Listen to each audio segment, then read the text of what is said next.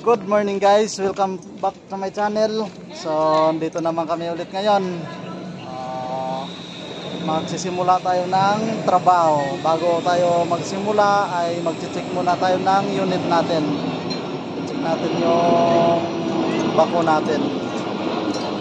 Check natin yung langis, tubig at saka yung hydraulic at saka yung gas natin. Yun, puntahan natin yung partner natin. Ano? Ayun. Bubuksan na yung likuran ng makina natin. Ayan. So, ayan. Okay. Lalagyan muna siya ng tubig. Tubig siya, tubig. Yun, Wilkins pa yan guys. Tingnan nyo. Wilkins ang sinasalin. Ba't parang medyo malabo? Ayan. Tapos, titikerin natin yung kanyang langis. Langis ng makina. Tubig puso. Yan, ang beef stick natin sa langis. Engine oil. Ano? Ganun. Salinan mo ulit ng isa.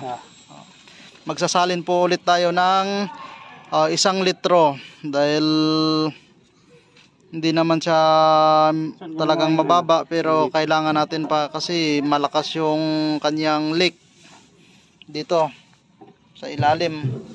Kaya kailangan natin na alagaan siya ng langis.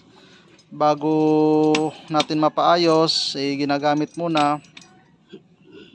Hindi, tsaga-tsagaan muna natin. Hindi, yung langis. Yung bilog, yung Rebex. Yung diesel engine oil. Yun. Ito po yung gamit namin, Petron.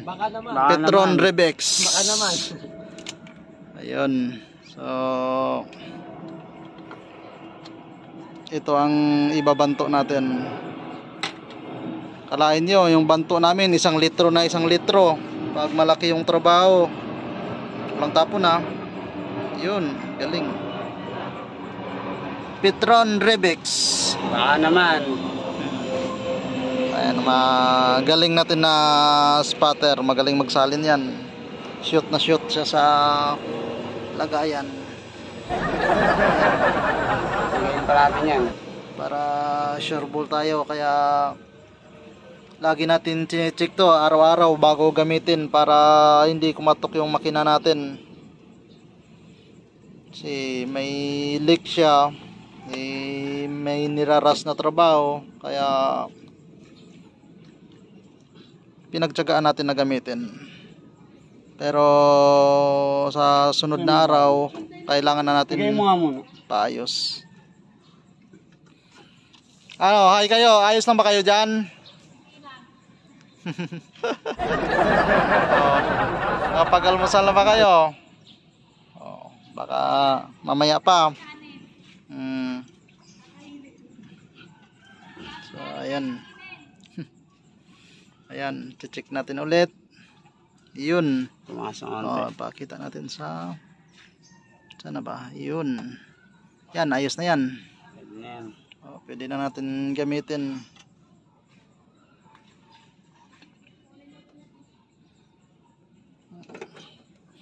Tapos sasara na natin to. Sara muna pa. Ayan.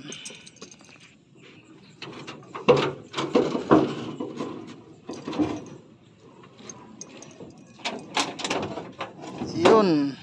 Ayos. Tapos magsalin tayo ng diesel. Siguang panukat. Kung may itak kay ate, itak natin. Ano muna. At lahat ng gamit natin. Pero magdaan. So, ayun guys. Sasalin ng spotter natin. Yun no.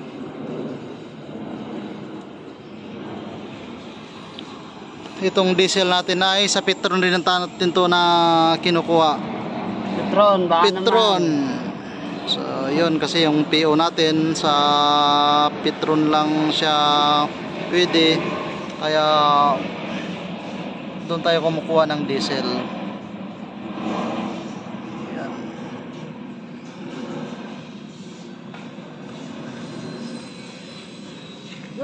So, araw-araw ito lang yung budget ng diesel natin, 20 liters. Kasi kumukuha pa tayo ng langis para sa makina. Kaya pagpakasyahin lang natin tong 20 liters.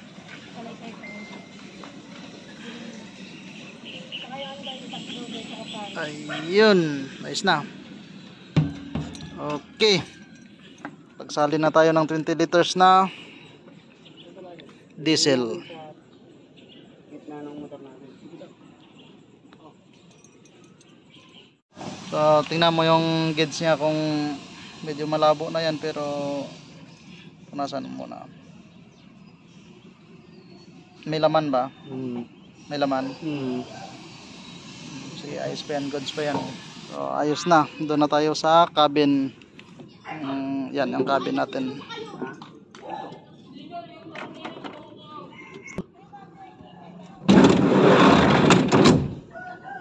So, yun guys, ito yung cabin natin.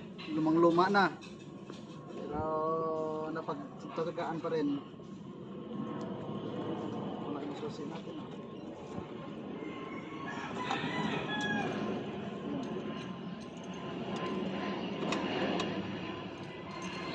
Start na natin ng magkaroon na ng hangin.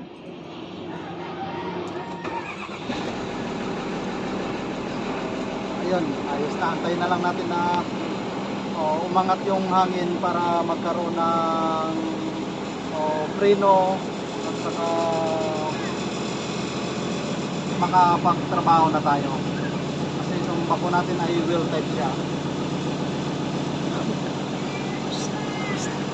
Ayun. So, yun guys, abangan nyo yung gawa namin. Trabaho ulit kami sa ilog.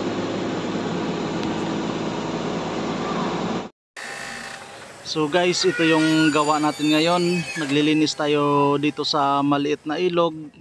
Dinidredging natin at saka sinasama na rin natin yung iba't ibang uri ng basura para malinis siya, para tuloy-tuloy yung flow ng ating tubig.